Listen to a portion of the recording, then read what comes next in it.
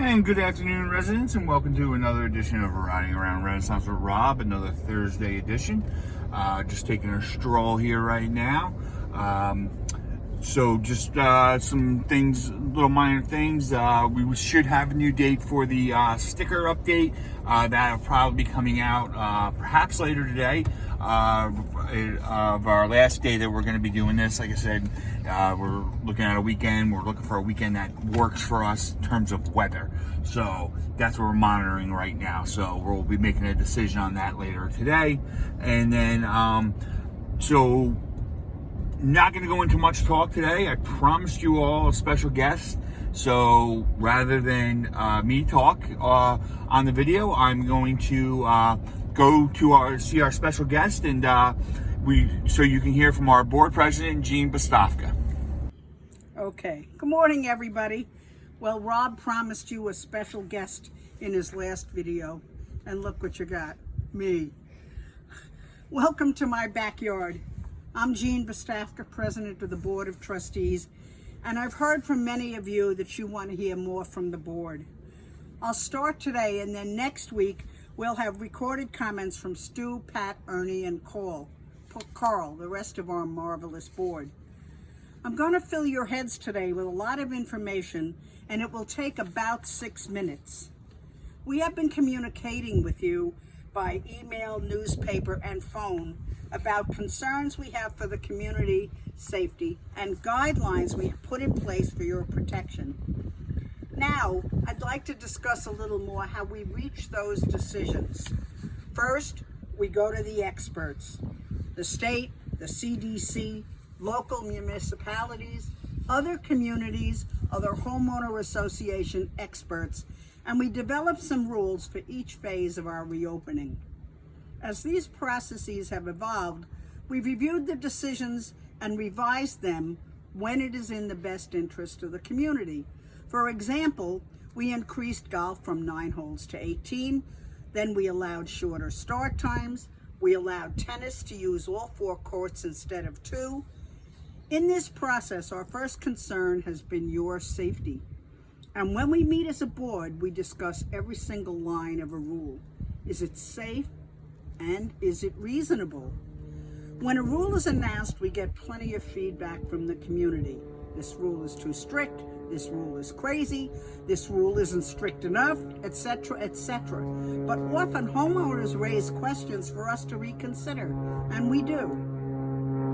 However, what do we do when we establish a rule and a homeowner says, in effect, when asked by a guard, I know that rule, I don't like that rule, I'm not going to follow that rule.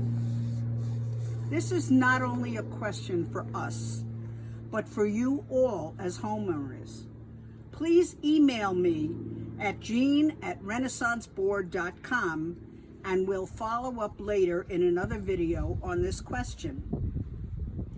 Let's look now at what our board has been doing since March, continuing to do all the things necessary to keep us running. I've gone back over the agendas for many board meetings to pick out just some of the items we've been working on.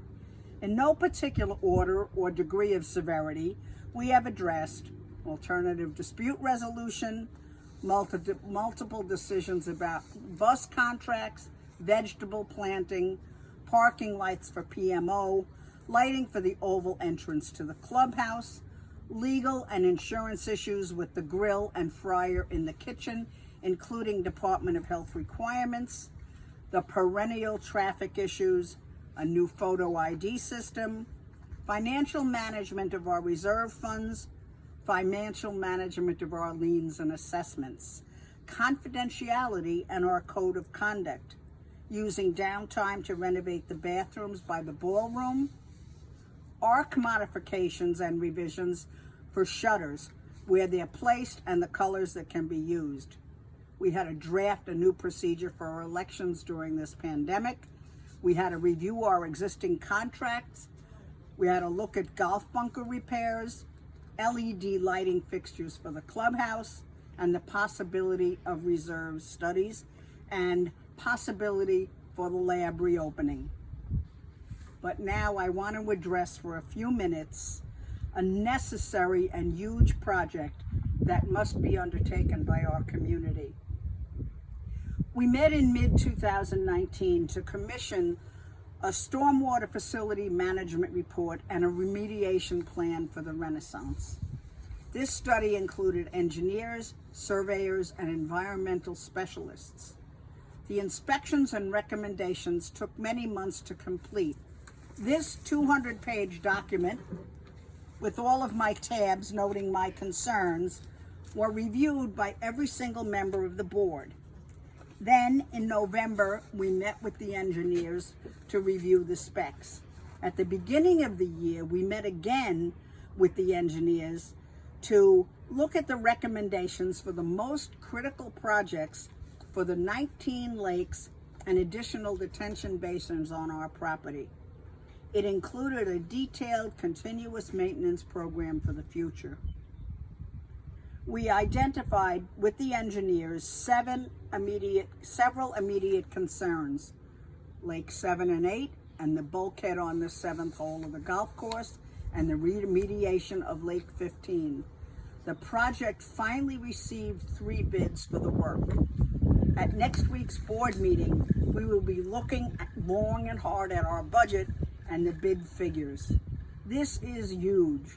It will probably be a 10-year project. Now, the next thing I want to talk about is preparing for our upcoming election.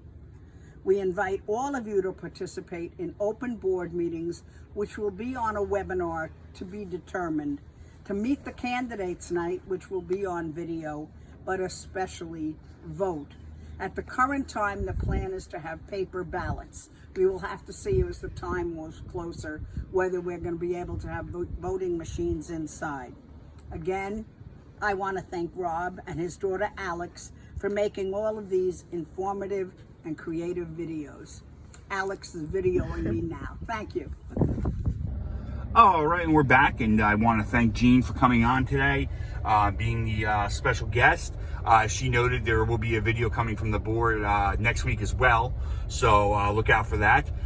This is the time we're going to go do our contest. So as usual, it's a $10 gift card and to the deli. And when we after the song, I'll let you know what you got to give for the answers. All right.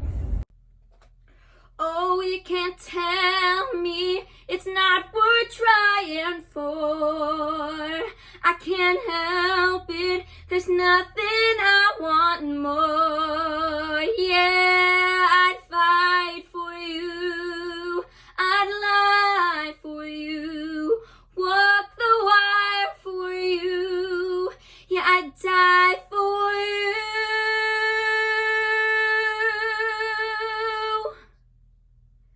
You know it's true, everything I do, oh, I do it for you. All right, and we're back. So you're going to need the song and the person that sang the song. So the artist, song and artist, email that to Joanne. First person wins a $10 gift card to the deli. So I'm going to wrap up today. The pavilions are open, as everybody knows. The rules went out for that. As Jean mentioned, we're working on doing a open session via Zoom. I've been testing that for a week or two now. Try to get that all the kinks worked out before we do it. So there'll be notice on when the open session will be. It'll be via Zoom, as I said. So we're working on that. So be on the lookout for a notice for that. And also, hopefully we'll get a notice out on when the next sticker update's going to be, okay? So until next week, be well and stay safe.